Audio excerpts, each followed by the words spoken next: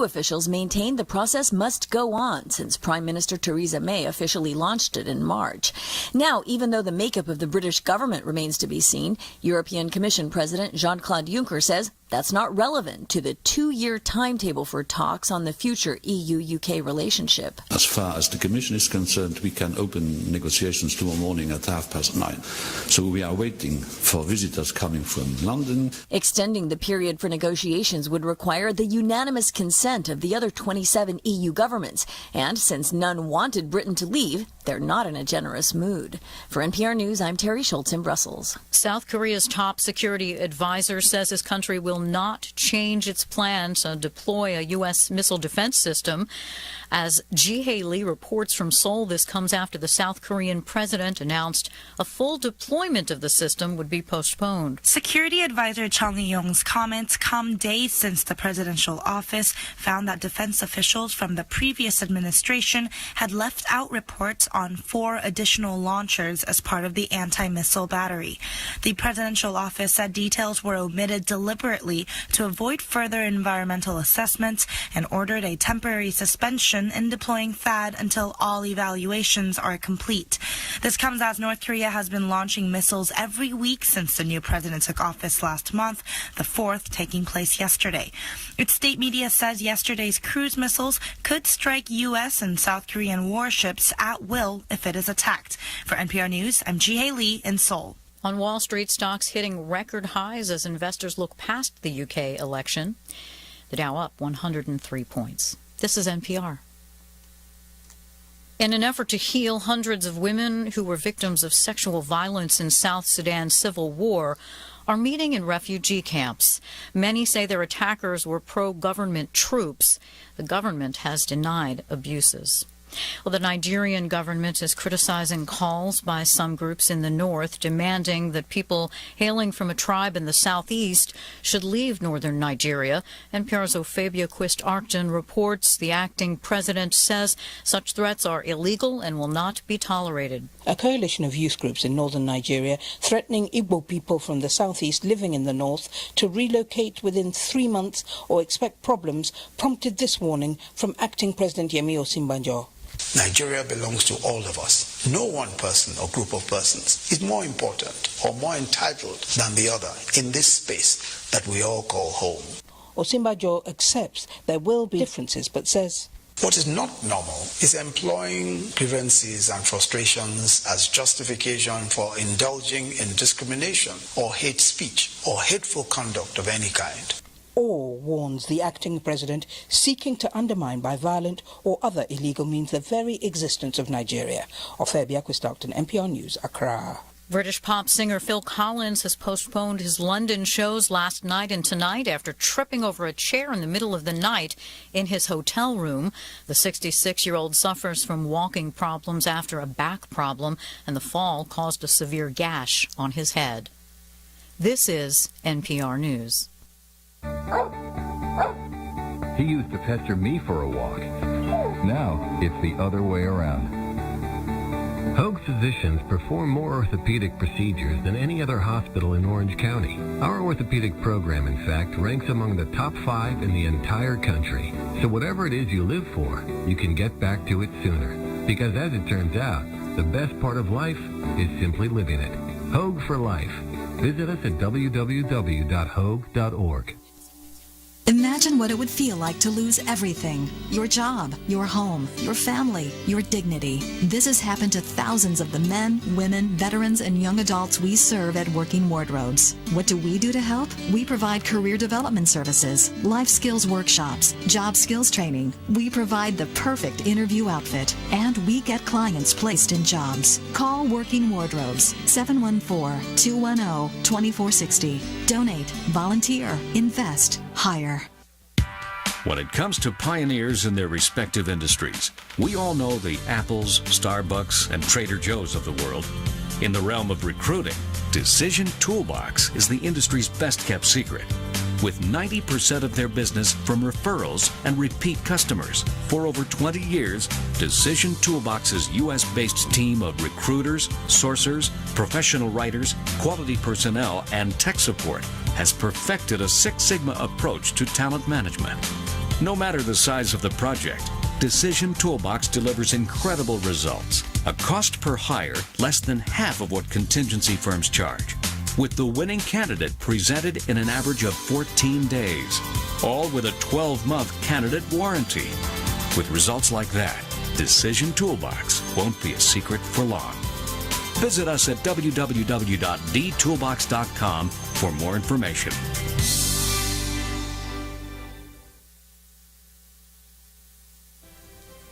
Welcome to Women Kicking Glass, the only radio show on OC Talk Radio dedicated to empowering women to be the best leaders they can be in any endeavor they choose.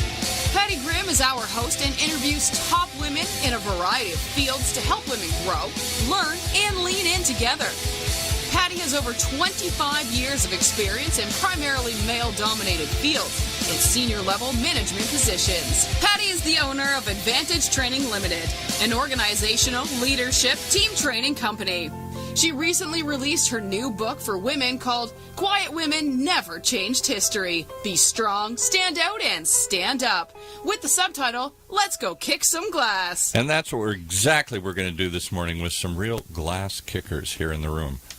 Thanks, Paul. I am very excited to have Dr. Sandy Thomas with us. She is the director of the Global Center for Women and Justice at Vanguard University. We're going to talk about a very important topic today that most people, I think, in the U.S. are not aware how big this issue is. We're going to talk about human trafficking. It's much larger than I think any of us ever imagined, and it's right at our doorstep and around our corner and in our food courts and shopping centers happening all the time. So Sandy Morgan is recognized globally for her expertise on combating human trafficking and working to end violence against women. She began her anti-trafficking work in Athens, Greece, where she served as on the board of the Athens International Nurses Association, and she also serves on Orange County's Human Trafficking Task Force. And she returned full-time now to Vanguard University in order to expand global impact and capacity for research, education, advocacy, and directly related to the exploitation of women and children. I would ask our audience if you could raise your hand out there, how many of you actually realize how big of a problem this is in the U.S.? And I think most people would be shocked and surprised at how large this issue is. In fact, I was making a presentation last week to the Small Business Administration, and that day, the day I was making a presentation on women's empowerment, I picked up the Orange County Register, and here's 2 articles on human trafficking, and Sandy was part of that coalition that was going on. She has, for 5 years, she's produced the bi-monthly Ending Human Trafficking podcast, and bi-monthly human trafficking podcast, which was recognized by the National Clearinghouse on Youth and Families, Department of Health and Human Services, as well as a great way to get up to speed on human trafficking. As director at Vanguard Global Center for Women and Justice, she oversees women's studies minors as well as teaching about family violence and human trafficking. So she's launched this great 12-part online program where people can actually get a certificate and can help against this issue or cause. And so, Sandy, thanks so much for joining us today on this really important issue. Tell us about your background, how you got to where you are, and how you started in this human trafficking endeavor. Well, first of all, thank you, Patty, for inviting me. Being a voice for those who have no voice is part of our Global Center agenda. We have a 3-pronged approach of study the issues, be a voice, make a difference. And if you don't study, you often have great intentions, but you say the wrong thing and you do the wrong thing. So it's a wonderful opportunity to be on your show. Thank you. So say those 3 things again, because I think that's really important. Study the issues, be a voice, make a difference. Studying the issues is why we started the Ending Human Trafficking podcast, and you can find 150 podcasts at endinghumantrafficking.org. It's why we started the curriculum for 4 classes, 12 units online for an human trafficking certificate. That's especially designed for people who are already out there in the field. So study the issues is one of our biggest contributions to fighting human trafficking in our community. Yeah, and I consider myself to be a little bit of a research geek. When I wrote my book, I spent 4 years interviewing almost 2,000 people on how to be a great woman leader. We seem to have a fire drill going on. Are we okay? Yeah. This is live radio. This That's is really, right. truly That's live. right. And if there's a fire drill, we'll let them do the drill. But if there's a fire, we're leaving. Exactly. Yeah, that's exactly. right. So how did you get started in this endeavor? You were in Athens, Greece, and how did you get started? I was already working on women's advocacy, publishing a magazine for women on family issues. In Domestic Greece. violence was a huge issue. Yeah, my husband was there as the director of Hellenic Theological School, and so I wanted to be busy, and I'm a registered nurse, but they didn't recognize my license. So I discovered that public health issues were just a great door to addressing women's issues. And while we were researching for an issue of the Lydia Living magazine that we were publishing, we discovered how big human trafficking was right in our own backyard, right there in Athens, Greece. I became a volunteer for the Doctors of the World. I worked with our embassy, worked in our community with the Athens Bar Association. And when I came back to California at the end of 2004, I felt like this is going to be a vacation. Orange County, I'm going to retire. Disneyland. It's the happiest place on earth. And once you learn what human trafficking looks like, you see the signs. And I was shocked to see there's human trafficking in Orange County. Yeah. And it doesn't take long to find your peeps. There were a handful of people who were working on starting a task force, and I began to meet with them and became part of the original Orange County Human Trafficking Task Force. So let's define this for people. What is human trafficking? Human trafficking has three main elements. When someone's been recruited, obtained, transported, although being transported across a border is not a necessity. So if you think if you've got three columns and you have to have one item from each, so that first one is someone's going to recruit you. The second column is they're going to use force, fraud, or coercion. Fraud means they're offering somebody who's really desperate a job that doesn't really exist, and when they get here, they're forced into labor in a kitchen, at a car wash, in a hotel, or they're forced into being commercially sexually sold. And then the last column is, are they being used for labor or for commercial sexual exploitation? The element of force, fraud, and coercion looks different in every case. Right. And so when we talk about human trafficking in Orange County, it is not just Orange County. I've seen articles and information. Knowing you were coming on the show, I did a little bit of research. Good not job. enough. But I saw articles about Colorado and Wyoming. I saw articles about different parts of the United States. And I think most people who live here in Orange County or in any nice community, you're blind to this. You simply don't see it until someone brings it to your awareness, and then you start to spot things that just don't quite look right. And that is such an important observation, Patty, because once people start to understand what it looks like, there is a hotline number you can call if you see something, and then professionals will take it from there. And that hotline number is 888-3737-888. And last year alone, they received over 20,000 calls, and over 5,000 of those calls turned into actual human trafficking cases. So say the number again. 888-3737-888. And 20,000 calls reported it, and 5,000 cases actually turned out to be true examples of human trafficking. Actual victims. So I've heard it described as human trafficking or sex trafficking. Is there really a difference, and if so, what is it? Yes, actually, one of the myths out there is that all human trafficking is sex trafficking. Right. And sex trafficking is actually more formally identified as commercial sexual exploitation, and the commercial defines it as someone is making a profit. And in the trafficking world, you have drug trafficking. People are selling drugs to make money. In human trafficking, people are selling people to make money. In weapons trafficking, people are selling weapons. And it's not about the immorality of what they're doing. It's about their greed to make money. Right. And so in human trafficking, there are two things in that last column: sex exploitation, commercial, and labor trafficking. So someone uses you as literally a slave. It's modern. It's 2017 version of slavery. And, you know, I sometimes talk to businessmen in Orange County because they're like, oh, it doesn't affect me. And it's like, when you're competing for a contract in any kind of service work or construction or whatever, if the other company has workers that are not being paid and they're being exploited through force, fraud, or coercion, that's human trafficking. They undercut your bid.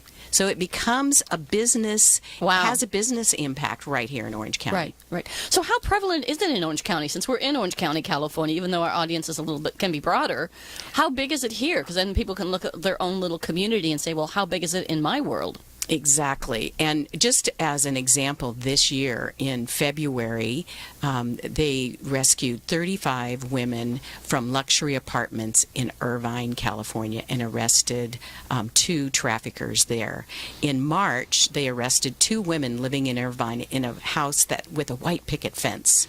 And they were the hub for women being trafficked across the U.S., and they found them in an investigation that actually started in Minnesota. So Orange County not only is a destination, but it's also a hub for operations because we're so close to the coast and all of those things. Our district attorney's office has prosecuted and gotten convictions on over 150 cases of human trafficking. Unbelievable. The OCTA, the Orange County Transit Authority, launched a Be the One campaign 2 years ago, and then the article that you just read last week, we launched a campaign with 10 buses that have a back-end poster that says, human trafficking, it isn't what you think. And it's we're talking about children who are victims. Yeah, one of the ones in the article in the Register was a girl who was her family, I guess, gave her up or sold her at age 11. And she had she had tattoos on her that nobody in her family or her relatives ever asked about it. Yeah, and actually her parents didn't tell her. She was recruited she had difficulties in her home, and it's a very common story for domestic child trafficking. That they've run away from home or they've been recruited by a guy, a trafficker, we often call them pimps, who tell them they're beautiful, who tell them that they have value for them, and they give them all of that attention that they've been missing. And neglect is a huge risk factor for children being lured into human trafficking. Yeah. There was a very public case a couple of, I guess maybe about a year ago, could have been longer, about a member of a royal family that was keeping someone basically as a slave here in Orange County. She had 5 foreign national slaves, and even though we didn't get a conviction there, she did leave the country, and all 5 victims received services and will be able to continue to receive services for reunification with their families, and whether they want to be repatriated or bring their families here. Yeah, and so why is it so prevalent? Why is it so active in Orange County? Since I can't say the word prevalent. Well, one of the things is that we have a great human trafficking task force. It started rooted with the law enforcement in Westminster Police Department. Big shout out to retired Deputy Chief Derek Marsh, who started that. It was then taken over by Anaheim Police Department, and Sergeant Juan Reveles leads investigations with teams across Orange County. And you don't find something that you're not looking for. So I think human trafficking is just as prevalent in a lot of other places, but Orange County is proactive and we are looking for it. Yeah, and one of the things I had heard is that we are both a destination, a place for people to come, because there's a lot of wealthy people that are foreign nationals or others, just a lot of wealthy people that are willing to pay for that slave or human trafficking or the sex, and that we're also a corridor between LA and San Diego. Absolutely. Which means they get caught in LA, they come to Orange County, they get caught in Orange County, they go to San Diego. Is that how that happens? Well, the corridor, it comes from every county around here. Many times there are van loads that come in from San Bernardino because some of the risk factors. Van loads that come in and drop and traffic the victims, girls and boys. Yeah, it is boys into too. Particular zones where they expect to have high tourism. But in Orange County, we have a lot of demand. You actually, in interviews with girls, our DAs have told us that they report when they're in San Diego, their nightly quota they're required by their pimp is about $1,000. When they come to Orange County, it jumps up to $1,600 because we have demand. And that's the question I want the public to start screaming about. Why are Orange County residents and tourists buying children for sex? Oh my gosh! I lived in Asia for 3 years when I worked for Microsoft, and we chatted about this a little bit. And we lived in Singapore. We went to Thailand a lot, and my husband and I were in Pattaya, Thailand one time, and there was a night fair, which I thought, well, that would be fun to go to the night fair, and you eat the local food and you see all the local things. And we got about 200 meters into this night fair, which I thought was going to be a fun evening, and I kind of glanced over and I see these almost like pens, almost like a cattle, where you put cattle in these little booths full of young girls that were probably anywhere, I want to say possibly as young as 10 to probably as old as maybe 15, 16, in these booths, scantily dressed, and then walking along came all these typically overweight European men, right, that were picking the girls out of the booth and taking them back to their hotel or taking them someplace. And we got up to the point where we got into that fair, and I said to my husband, I can't be here. I didn't know what to do, how to report it. I'm in a foreign country.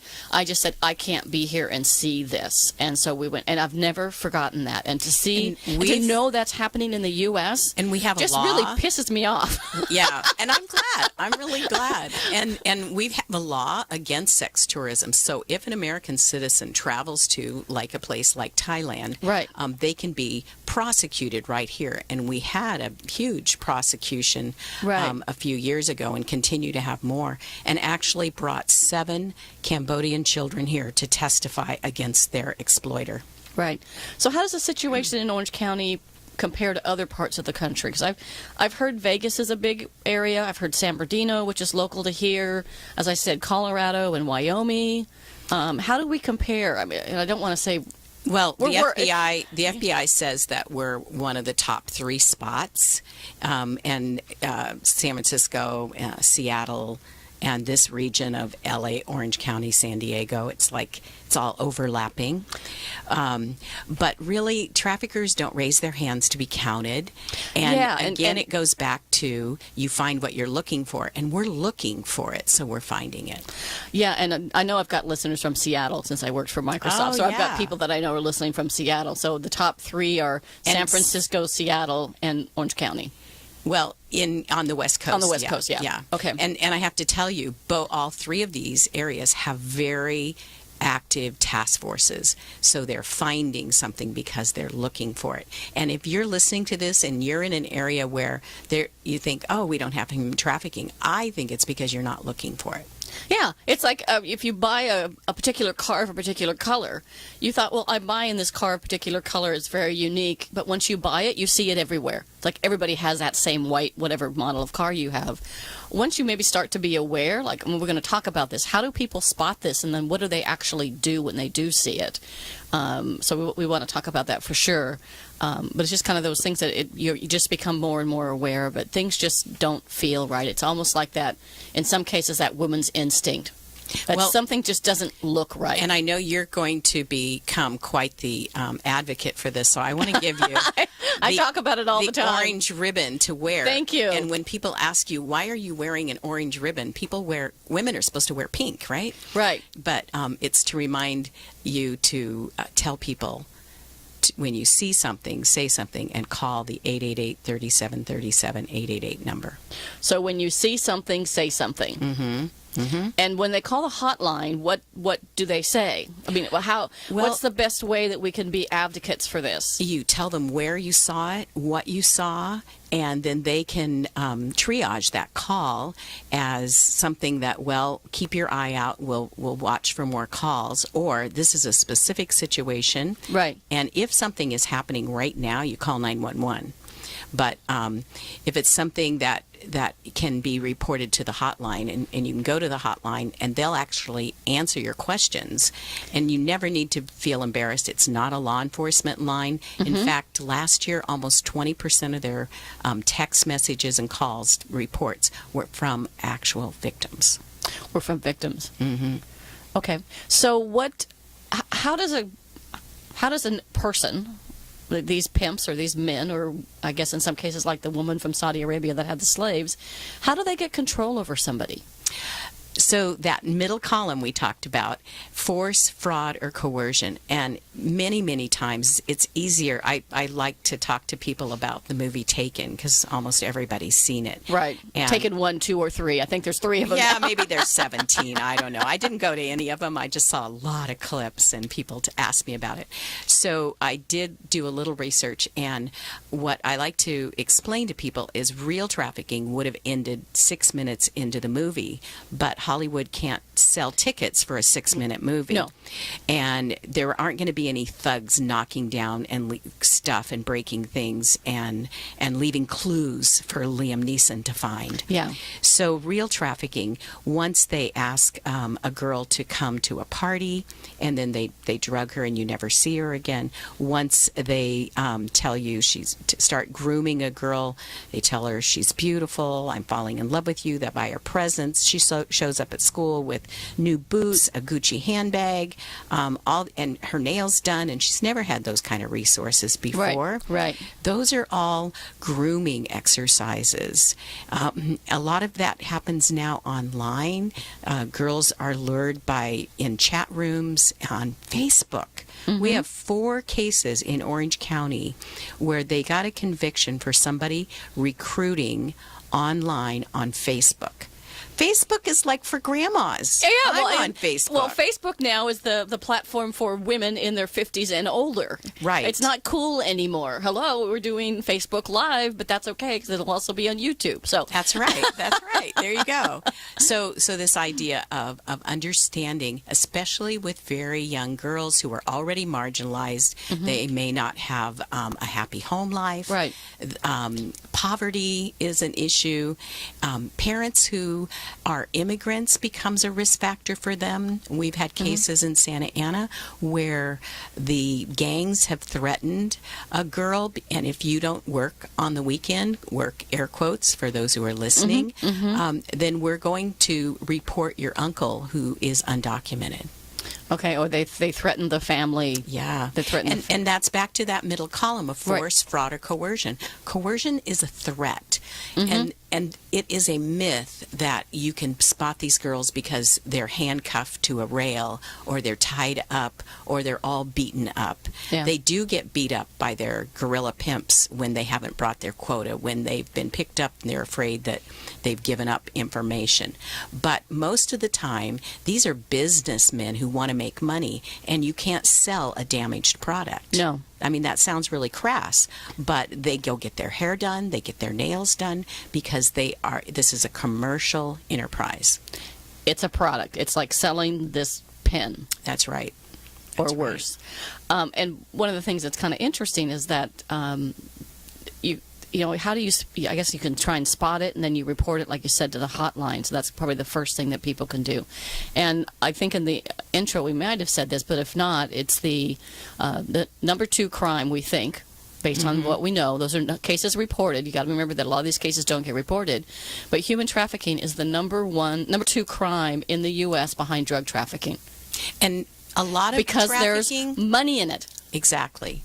And a lot of trafficking that's represented here in the United States is in the form of products that we get cheaper from other countries where slavery is used, where human trafficking is. So, for instance, when you're shopping and you think you're being really smart because you're buying the cheap chocolate, you may actually be creating demand for cheap chocolate that is made by using child slaves on the west coast of Africa. Wow. If you're buying 3 cotton T-shirts for $10 at the flea market, I just want to let you know 20% of the world's cotton is harvested in Uzbekistan, where children are forced laborers, human trafficking victims. So the California Supply Chain Transparency Act helps us go online and be responsible, socially responsible about how we use our dollars to drive demand for slavery. Okay. Great point. So a couple things. We're going to take a quick commercial break. Okay. But what's the hotline number again? How do we get in touch with you or Vanguard about the Global Center for Women and Justice?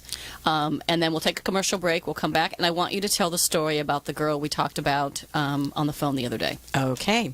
You can go to vanguard.edu/research/GCWJ. Global Center for Women and Justice. You can access our podcast at endinghumantrafficking.org. All one word, endinghumantrafficking.org. You can call our office at 714-966-6360. 714-966-6360. Okay, great. We'll take a quick commercial and we'll continue on this very, very important topic that we're creating more awareness today, which is perfect. Now we need to take the next step. Okay, thank you, Patty. Thank you. Imagine what it would feel like to lose everything. Your job, your home, your family, your dignity. This has happened to thousands of the men, women, veterans, and young adults we serve at Working Wardrobes. What do we do to help? We provide career development services, life skills workshops, job skills training. We provide the perfect interview outfit, and we get clients placed in jobs. Call Working Wardrobes, 714-210-2460. Donate, volunteer, invest, hire. When it comes to pioneers in their respective industries, we all know the Apples, Starbucks, and Trader Joe's of the world. In the realm of recruiting, Decision Toolbox is the industry's best-kept secret, with 90% of their business from referrals and repeat customers. For over 20 years, Decision Toolbox's U.S.-based team of recruiters, sourcers, professional writers, quality personnel, and tech support has perfected a Six Sigma approach to talent management. No matter the size of the project, Decision Toolbox delivers incredible results. A cost per hire less than half of what contingency firms charge, with the winning candidate presented in an average of 14 days, all with a 12-month candidate warranty. With results like that, Decision Toolbox won't be a secret for long. Visit us at www.dtoolbox.com for more information. All right, back to Patty and her guests. I just have to say I'm sitting here dumbfounded listening to this whole conversation about the size of the issue and the fact that it goes beyond simply sex trafficking, which we assume there's some of, into just domestic labor trafficking. And then it extends worldwide because, gee, we think we're smart because we're buying all this cheap stuff and all we're doing is encouraging child labor or trafficking in some other country. Yeah, it's interesting. So this is Patty Grimm here with Dr. Sandy Morgan from Vanguard and the Center for Women and Human Justice. I'll get that out. Sandy and I were talking before the show about a particular case that just really tells a story that I think everybody needs to hear. So if you could talk about the individual in the case that happened recently. Well, the girl who was in the article about the CSEC launch of our OC Transport Authority, we have a poster with the hotline number again on 10 buses in Orange County, because you can be the one, that's the OCTA motto, to make a difference in a child's life. And Ori was one of the speakers at the press conference. Right. She is an articulate survivor voice now. But when she was 11 years old, she was recruited by a trafficker who identified her as being alone, being marginalized, and neglected. And he played on those emotional issues of a young person entering adolescence, and told her she was beautiful, bought her presents, and groomed her, and then began using her for commercial sexual exploitation, selling her to people right here in Orange County. At 11 years old. That's right. And she was a trafficking victim from the time she was 11 to 15. And really, her restoration story is a collaborative that included our juvenile justice people, nonprofits, through Crittenden, through Orangewood, our human trafficking task force, our Orangewood Foundation. They've all been, one organization is almost never responsible for one story. It takes a community to come around a child. Yeah, and I heard this many years ago as well, is that the reason the girls end up in these situations is because they don't have a sense of belonging, they don't have a sense of family, they have low self-esteem. And I actually heard a little bit similar thing, that the reason young boys go into gangs is because they get that sense of family and identity they're not getting at home. Well, and is there a relation? Yeah, there is a correlation here. Yeah, the belonging is a big piece. Yeah, gangs are a little bit different because in so many neighborhoods, they're your security, so you really don't have a choice about joining from a security perspective. Also, we've had some gangs evidence that one of their initiation rights, about 10 years ago, all the gang leaders that had been put in prison before all got out. And now, they're businessmen. They're not there to have an initiation where you have to shoot a cop or something. They want you to do something else that shows your subjugation to the gang. And one of the things they demanded was that boys entering the gang would turn a trick, actually sell themselves. And there's some literature that shows that about 16% of commercially sexually exploited children are boys. And we don't find them because we just don't expect that. We don't expect that. It's like you don't see it. You don't expect to see somebody in that way. And gangs have discovered that just like any business, they need to diversify. So they made money selling drugs. Now they make money selling sex. Selling sex. And weapons. So they do all three things. Yeah. Yeah. You've also talked about in California, California passed a law that actually kind of the wording of the law or something that happened ended up the death of a young girl who was trafficked. Oh my goodness! I'm so glad you brought that up. I'll probably cry talking about it. But you can't cry because if you cry, I'm going to cry. I know. In 2014, a 17-year-old girl that was being trafficked. She was a victim of commercial sexual exploitation of children, CSEC. She was actually picked up, air quotes, rescued, in my community in Santa Ana. She was taken to a group home, and the perpetrator, the pimp, was jailed in Orange County. Our group homes are safe. People can't get in, but they're not secure, so she can walk away at any time. And our runaway rates are absolutely off the chart. So it wasn't long before she got a call and a threat against her family. And so she felt compelled. She had to leave. And that night she was murdered, and her body was found the next morning in front of a $1.something million home in Yorba Linda with 14 stab wounds. Now, what makes that currently, that was 2014, really relevant is that her case, the pimp was prosecuted, and he got 5 years on a human trafficking charge. Only 5 years? Well, this isn't back in 2014, so we're making progress. Okay, well, we're making progress. Okay. But last week, it was in the news, or the week before, that the perpetrator of the homicide was convicted. And in the news story, they actually called her a prostitute.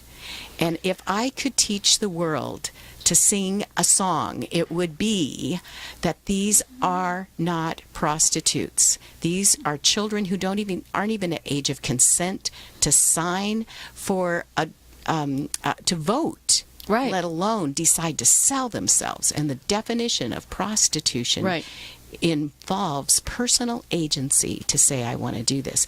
They are victims of sexual exploitation. That's great. That's great to and hear. And our media needs to quit using the word prostitute. And it's like fingernails on a chalkboard. If I hear anybody say child prostitute, you can't use those two words. No. And you can't say child pornography either. It's not allowed. Okay. I'm the teacher, and I will give you time out if you say that. I'll have to write on the chalkboard 25 times. 25 times. Mm-hmm. This is not. That's right. It's not. Okay, that's good. So why has it progressed so far? Why is this kind of just? It seems just like I started hearing about it a couple of years ago, and I started doing some of my research about it. And I was originally going to have another guest on my show on human trafficking who couldn't make it. So I'm so glad that I came across you through my neighbor Mary Beth. I'll have to give a shout out to Mary Beth. Shout out to Mary Beth. Yay, Mary Beth. We were walking our dogs and we were talking. She goes, "Oh, you need to meet Sandy." So that immediately within a couple weeks we had this scheduled and ready to go. So that was kind of how quickly it had. But why has it gotten so big? Because it's just. Well, I personally think it's been big for a really long time. There's all kinds of estimates about how big this is as a global industry. Right. Some people don't include sex trafficking. Some people don't include labor trafficking. So 91 billion was the latest number. But they're not raising their hands, so you can't use those kind of statistics. Right. But we are now refining our ability to identify, to intervene, and to do prosecutions on these cases. That's the big difference. We're finding what's been there all along. It's like back in the 70s when we started actually passing laws against child abuse. There, if you look at statistics on child abuse, you think, oh, back in the good old days, we didn't have child abuse. We just didn't have a law against it. It wasn't law, and it wasn't reported. Right. So we find what we look for, and right. I think that if you look at this, when a task force gets funded, then that suddenly we start finding a lot more trafficking, and we're flipping the equation. We're saying, wow, there's so much more there now. It was there, we weren't looking for it. Right. So help us understand so if I'm at Newport Center or I'm at South Coast Plaza or if I'm someplace, help me understand or help the audience understand, what do we look for? What could we just make our antenna aware of so we could maybe spot these cases, and then we call the hotline? What are some signs? Well, some of the signs are when people don't make eye contact with you in the service industry. If you ask them questions, they look around to see if anybody is watching them. In a nail salon, I once suggested, because I could tell this foreign woman was not happy in her job, and I made the suggestion she should change jobs, then go do something else. And she got really quiet and really afraid, and then I saw the owner looking at her, and I realized, oh my goodness, she can't leave. The idea that there are kids not in school on Fridays and Mondays, teachers can report that seems to be something going on, that this kid is gone every weekend and comes back on Tuesday morning. Well, they took them to Las Vegas, they took them downtown, they took them to the area on Beach Boulevard here in Orange County that is such a popular area for pimps to take their girls. Those kinds of things. You look for, sometimes people who are in our healthcare providers have more access to actually see up close and personal, and may see tattoos, may see injuries that are consistent with being trafficked, and they can also be part of identifying. Everyone can be part of the solution, and one of the things that I'm especially excited about is the role of educators in identifying our commercially sexually exploited children. They are becoming much more equipped to know who to call and how to report, and that's important for child serving professionals across the board. Okay, great. And I guess if you were in a situation where you spot something that doesn't look quite right, maybe you could just pull out your camera, maybe try and take a little picture. They don't recommend that. They don't recommend that? I was wondering. If you want to risk that, but you don't want them coming after you. Right. And we don't want citizens doing investigations. Sometimes that is a possibility, but don't try to do that. We've had some really difficult circumstances where citizen investigations have gone very awry and not been safe. So don't take a picture with your camera. No. If Or you're with your far, phone. far away, maybe. But mostly note your surroundings and as much information as you can and call it. And because we have an amazing investigative team here in Orange County. Yeah. I also heard something about a particular, that a Super Bowl was a time when there was a large amount of, and is that just limited to the Super Bowl city, or is that just because of the Super Bowl is going on overall and there's parties everywhere? Yeah, that's kind of a gray area. Law enforcement gets a little bit frustrated with that myth that goes out. And nonprofits spend huge amounts of money to bring all their people to the Super Bowl. Right. But it does raise awareness that kids and people were already there. Right. There are lots of organizations involved, but law enforcement already has a network with FBI, Homeland Security, Sheriff's Department, and local law enforcement, and they beef up everything. They monitor the back page, the Facebook, the Twitter accounts where they're making dates, air quotes, and they do a lot of the arrests before the Super Bowl ever starts. Right. And so it's a good way to raise awareness, I suppose, but I'm really past awareness. Right. Taken did as much awareness as we need. Now we need people to learn how to do this, how to report, how to be part of a community that creates an environment where trafficking will not thrive. If you have a hotel in your city, most likely trafficking has happened in that hotel. I've heard hotels, shopping malls, food courts, are particular areas where you might spot things happening that just don't quite look right. That kind of antenna or instinct where you kind of see something that right. So if you look see something, call the hotline number. Yeah. Don't go investigate yourself. Yeah. Yeah. And I think the thing is to go from, so this show is creating some more awareness. Mm-hmm. This will go out on YouTube and all of our social media, and I hope everybody spreads this out as well, because we want to move from awareness to action. Yes, yes. And the bus campaign was, you can be the one. Is that what it is? Yep, be the one. Be the one. Be the one. Be the one who does something that makes a difference and stops this horrible crime from these young children. And if you are a child-serving professional or a professional in a social worker or law enforcement or some kind of public service organization, you are already positioned. My students want to be you so that they can be on the front line of combating human trafficking. But Right. if you're already on the front line, get some education. There are opportunities through the Homeland Security Blue campaign. There are opportunities through Health and Human Services. And there's opportunities at Vanguard.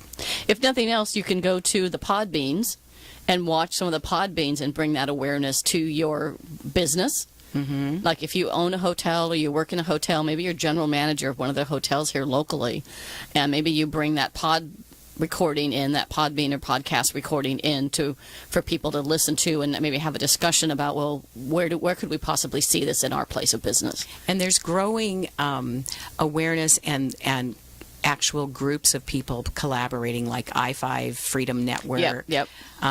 There's legislation in Sacramento right now that's aimed at requiring hotel staff to receive 2 hours of training. But it's a very complicated issue because you have to address privacy issues. Right. And a lot of the hotels have signed the code, which is an international agreement against trafficking, but those big name hotels often aren't actually running the local hotel. It's a franchise. So how do we work with that? So everything is really complicated. Yeah. So so somebody who has been a victim, what kind of support do they get when somehow, like the girl that was in the article, somehow she gets out of the situation? I'm so glad you asked So that. what kind of resources, support do they get, the and law, what could we give? The law requires that services be given to those victims, and they get health services, mental health services, social services, job training. Here in Orange County, community service programs and Salvation Army both work with our victims to provide those kinds of resources and help them navigate the whole legal system and accessing those resources. California Victims of Crime provides resources towards their restoration. Finding jobs, that's a big deal. Yeah. Open Gate International just started a culinary arts school. And wow. That's an amazing thing. It's right in Costa Mesa, an 8-week mentoring program, and they help you find a job afterwards. So the community is finding ways. Finding people in the community who will employ survivors and help them get reintegrated. That's one of the things community members can do. Community members can volunteer at the task force. There's an entire program for that, and you can go to ochumantrafficking.com to find out about when their public meetings are. ochumantrafficking.com, and there's lots of opportunities to volunteer. That's awesome. That's awesome. And I think in years ago when some of these things were happening, not just on the human trafficking side, but just even getting women off the streets who have been homeless, or women veterans. There's a huge problem with women veterans that are homeless. But the idea originally was that we'll give them a nice hairdo, we'll give them makeup, and we'll make them look pretty. And the problem is that doesn't solve what's on the inside, which is far more damaging than what is on the outside of this individual. They're not solving the self-esteem issues, the lack of confidence, the feeling guilty. Because I'm wondering if some way these girls actually feel guilty. Well, that's part of their therapy, and they continue to get therapy. Yeah. I think the number one need for a survivor is a job and housing. Yeah. And if you can imagine with their history, they're not going to qualify during the background check. They don't have a financial history. They don't have a job history. They don't have a job. What was your last job? Yeah. What do you say? Right. So, and I know so many survivors who are struggling because they can't get stable employment. Right. And we all want to come and take them to get their hair done, but they need a job. They need a job. And they won't have self-esteem by just telling them, you're beautiful. The pimp already told them that. Yeah. They won't have self-esteem by saying, wow, you're awesome. We just think the world of you. You can't take that to the grocery store and buy groceries for your family. And there's a lot of stigma with staying on food coupons and things like that. A job builds your self-esteem overnight. We have to have action, not just words. Yeah, and so what tools do these victims need, or what could the community be providing? Providing them jobs, yes. Jobs. Job training programs. Housing for our minors is continues to be our number one need. This week when I talked to our presiding juvenile judge, her roster for that day was 8 girls, and finding placements for them that are safe, not like a group home where they can run away. Right. Those are key pieces of this, and we need the entire community to surround us to be able to have dedicated housing for CSEC kids in Orange County, dedicated housing that is safe and secure. Right. And meets all of our government regulations. I can't even begin to tell you how many people I've talked to who've asked me for advice, and they want to start a home. And when it all finishes, they are only licensed for adults 18 and over, because it's much more difficult, much more rigorous process. Right. And we need that. That's what we need in Orange County. So what is Vanguard University doing to help? Well, Vanguard University, I love being the director of the Global Center for Women and Justice. We get to help provide training. My background's pediatric nursing. My first victim of CSEC was a 14-year-old boy when I was on night shift in pediatrics. And so providing healthcare provider training in our local hospitals, I've been to almost every big chain, Hoag and St. Joseph's and UCI. So equipping our community. We offer the Ensure Justice Conference every March. It's March 2nd and 3rd in 2018, so that we can engage professionals in a 2-day conference so that they have an opportunity to study the issues with some of the most significant voices. We teach the classes for our undergrads, but now we've developed an accelerated online certificate, 7 weeks at a time, and there are 4 courses. And I tell you, you have to set aside time because it's going to take you, you'll have 15 hours of homework every week. But we've got leaders who are completing that so that they can use their platform to do that. And we do the Ending Human Trafficking podcast so that if you're driving to work and you just want to get up to speed on this, you have something to listen to that will bring you that knowledge so you can study. Okay. So one last time, how do we get in touch with you or find out more? Where can people go? What's the hotline number so we get all that out? You can email me at gcwj@vanguard.edu. You can go to our website, vanguard.edu/research/GCWJ, and you can call our office 714-966-6360. But if you see something in the community, don't wait to call my office. They're only open 8 hours a day. Call the hotline 888-3737-888. Thank you, Sandy. This has been great, and I hope we've got people that are not only listening to this, but will pass this on to their friends and the people they work with, because I think we all need to come together to move from awareness to action and be the one. Thank you Be the so one. much. Yeah. OCTA is going to love it that you did that shout out for them. Watch for those buses. And we're partners. Right. And so in the bottom right corner is the Global Center for Women and Justice Vanguard logo. Okay, great. Great. And I have a couple words in closing. So this is Patty Grimm with Women Kicking Glass. You can get in touch with me at pattygrimm@live.com, and that's PATTIEGRIMM@LIVE.com. Also, too, just like PBS, we are looking for sponsors for the show. So if there's someone out there that would like to sponsor the show for a month or 3 months or 6 months or longer, I'm interested in finding more sponsors so we can keep this great radio show going. It's a community service.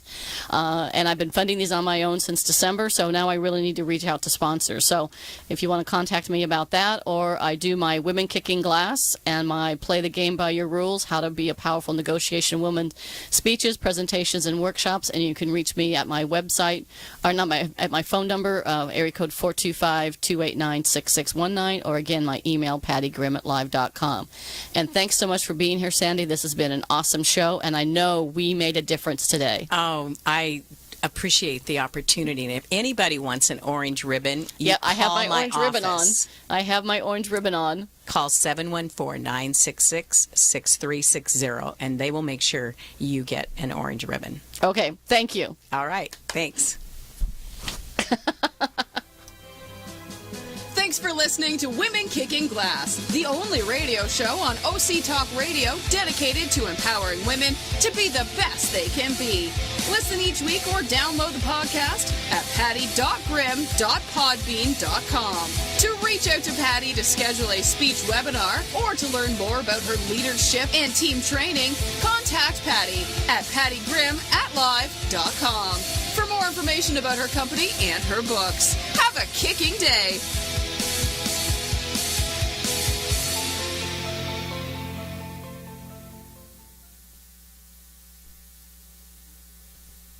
Live from NPR News in Washington, I'm Lori London. President Donald Trump is vowing to work on speeding up approvals for highways and other projects. Speaking today at the U.S. Transportation Department, Trump says the White House is setting up a new council to help project managers navigate bureaucratic hurdles, improve transparency, and get permits faster. For too long, America has poured trillions and trillions of dollars into rebuilding foreign countries while allowing our own country, the country that we love, and its infrastructure to fall into a state of total disrepair. The president said this week he wants to put $1 trillion into fixing the nation's aging infrastructure, but it's not clear how to pay for that. Earlier this morning, President Trump got back to tweeting after virtual silence on Thursday. He's asserting that testimony by former FBI Director James Comey on Thursday before the Senate Intelligence Committee was riddled with false statements and lies. He tweets, the Comey testimony represents, quote, total and complete vindication in the political furor over Russian meddling in the U.S. election last year. Turkey's president has approved legislation to deploy troops to Qatar. The Gulf nation has been isolated in recent days as several of its neighbors severed ties. Dalia Mortada in Istanbul has more. Turkish President Recep Tayyip Erdogan approved a plan to send troops, warplanes, and warships to Doha after several of Qatar's neighbors severed ties with the Gulf nation on Monday. Bahrain, Egypt, Saudi Arabia, and the United Arab Emirates are among the nations to cut ties with Qatar, accusing the nation of supporting Islamist militants as well as their adversary, Iran. Turkey has maintained a strong relationship with Qatar in recent years. Both nations have supported the Muslim Brotherhood in Egypt and backed certain groups fighting against the regime in Syria. For NPR News, I'm Dalia Mortada in Istanbul. In Iraq, authorities say a suicide bomber has killed at least 21 people in an attack near the Shiite holy city of Karbala.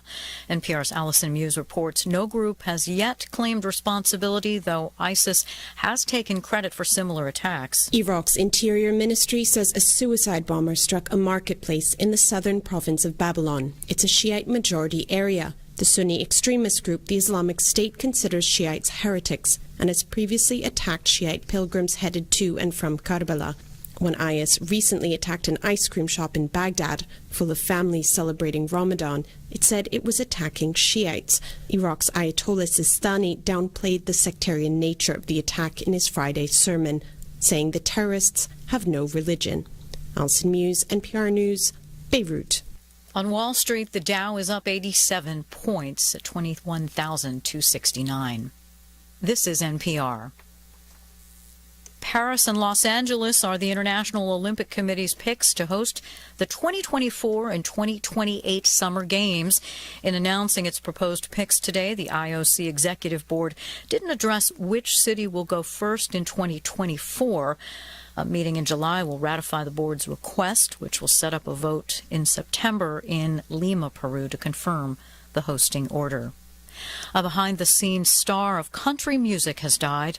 As NPR's Rose Friedman reports, songwriter and producer Nora Wilson died Thursday of heart failure in Nashville, Tennessee. He was 79. In 1974, Nora Wilson won a Grammy for co-writing Charlie Rich's A Very Special Love Song. It was a decade of hits for Wilson. He had 10 singles on the Billboard charts, including Tammy Wynette's He Loves Me All the Way.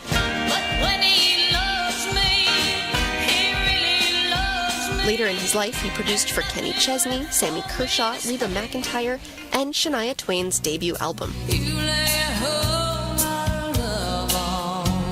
Nora Wilson always celebrated collaboration. I wrote these songs with other people together, he told the Country Music Hall of Fame in 2011. I think that's important for everybody to know. Rose Friedman, NPR News. The leader of one of Virginia's largest mosques has resigned after its imam made comments in support of female genital mutilation. In a recent lecture, the imam described the practice as a way to avoid hypersexuality. This is NPR. CBS News, I'm Steve Kaith, and President Trump vows to build an infrastructure in this country that's the envy of the world. And in a stop at the Transportation Department, he lamented red tape that serves as a roadblock. It is a long, slow, unnecessarily burdensome process. Mr. Trump and his lawyers are cutting a path now to the Justice Department and the Senate, planning to